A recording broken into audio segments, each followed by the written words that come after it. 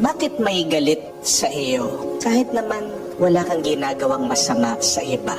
Bakit merong taong ayaw sa atin, ngayong wala naman tayong kasalanan sa kanila?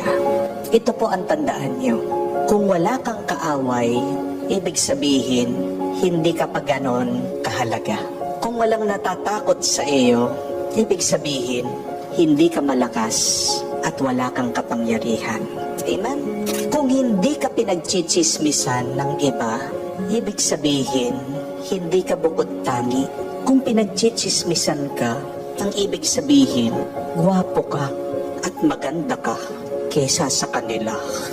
Kung may nagbabato sa iyo, ibig sabihin, mabunga ang buhay mo. Kung may nagsasamantala sa iyo, ibig sabihin, may kayamanan ka. Kung may nagbababa sa iyo, ibig sabihin, umaangat ka sa buhay. Kung may nagsasantabi sa iyo, ibig sabihin, natatakot sila sa iyo. Kung sinisiraan ka ng iba, ibig sabihin, sikat ka. Kung minamaliit ka ng iba, ibig sabihin, nasasapawan mo sila. Hindi ka sisiraan ng isang tao kung sira ka na. Sinisiraan ka ng iba dahil may mabuti kang ginagawa. Kapag hinahanapan ka ng mali ng iba, ito ay dahil may tama kang ginagawa. Bakit may galit sa'yo kahit wala ka namang masamang ginagawa? Ito ay dahil may masama sa kanilang isip at puso. Kasi kung mabuti ang nasa isip at puso ng iba, ang makikita nila sa kanilang kapaligiran, sa lahat ng kanilang nakakasalamuha, ay mabuti.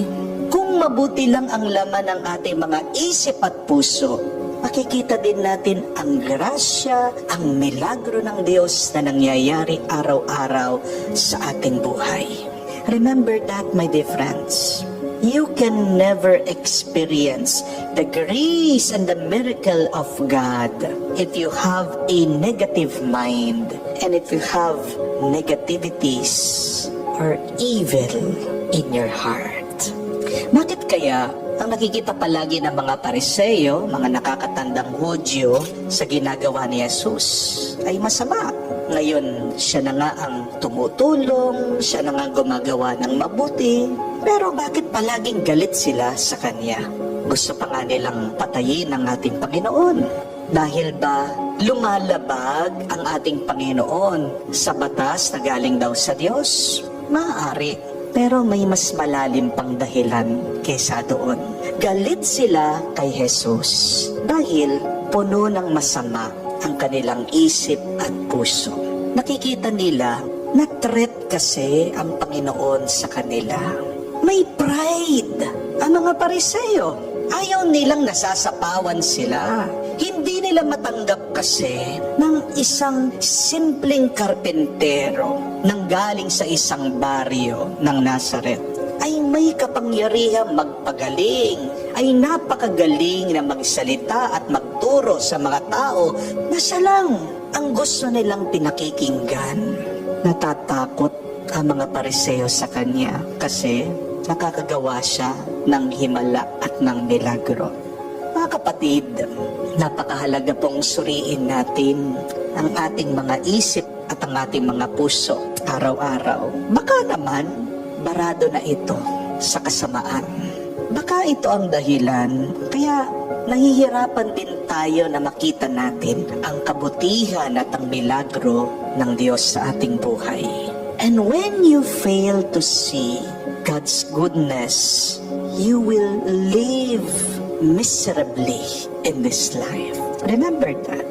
When you fail to see the miracle that God is doing, you will always feel angry.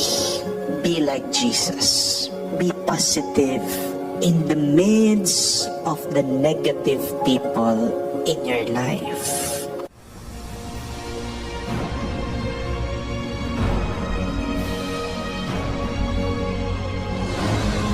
Totoo pala na ang mga tsismosa ay parang anay. Tahimik kong umatake pero unti-unting sinisira ang buhay ng iba. Daldal dito, imbento doon, hanggang sa reputasyon ng tao guguho. Pero tandaan, gaya ng anay kapag natuklasan, sila rin ang unang wawasakin at mawawala ng kredibilidad. Kaya ingat dahil ang dila ng tsismosa mas matalim pa sa kutsilyo.